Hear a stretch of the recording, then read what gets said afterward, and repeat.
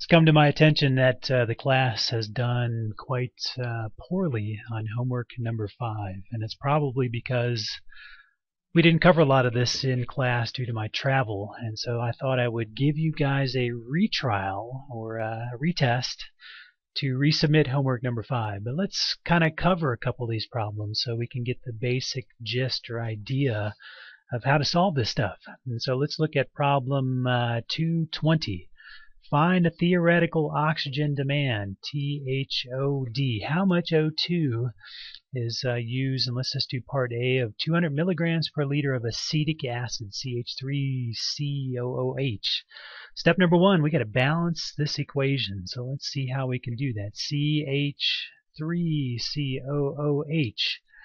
We're looking at oxygen demand, so there's obviously going to be some O2 that's put into the system, and we get the byproducts of CO2 plus H2O. And let's balance this. So let's start out, let's look at our carbons. Look pretty good.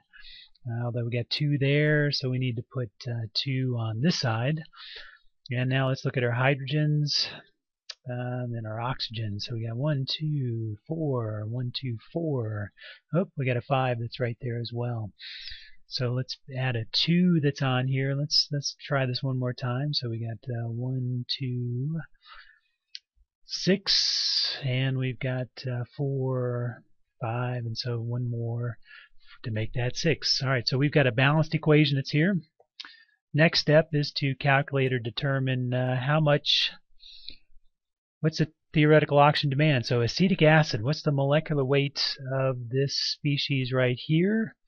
And so molecular weight, we can look it up in back chemistry book or get onto Google and look. So we got 2 grams per mole. So we can calculate that. Our molecular weight would be equal to 60 grams per mole for this particular system.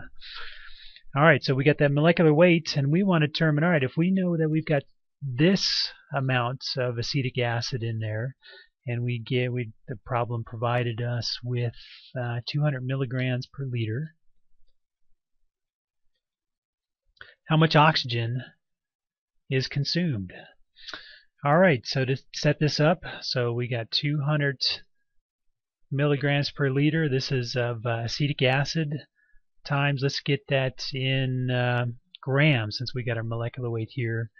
100 milligrams, 1 gram. We got our molecular weight, 60 grams, 1 mole, and again this is our CH3COOH. All right. Now, how many moles of this? And so let's look at the numbers of moles that are there. We got 2 and 1.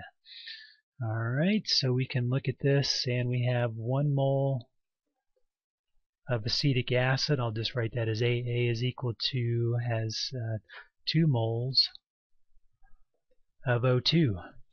Alright, then 1 mole of O2 would be equal to 32 grams of O2.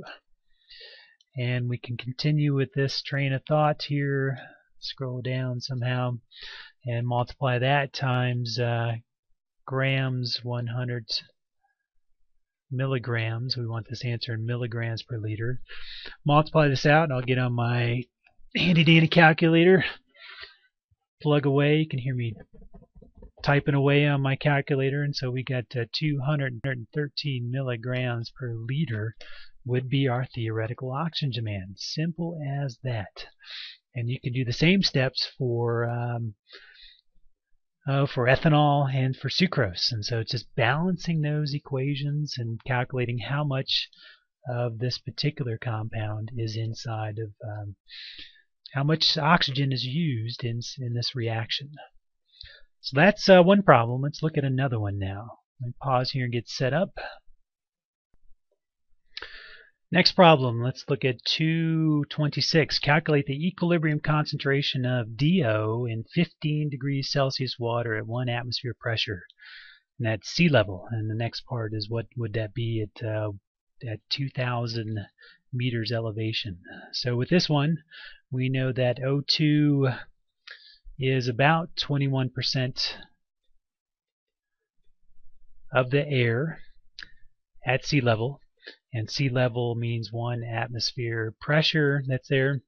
So the partial pressure of O2 would be equal to 0.21, that's our percent, times 1 atmosphere.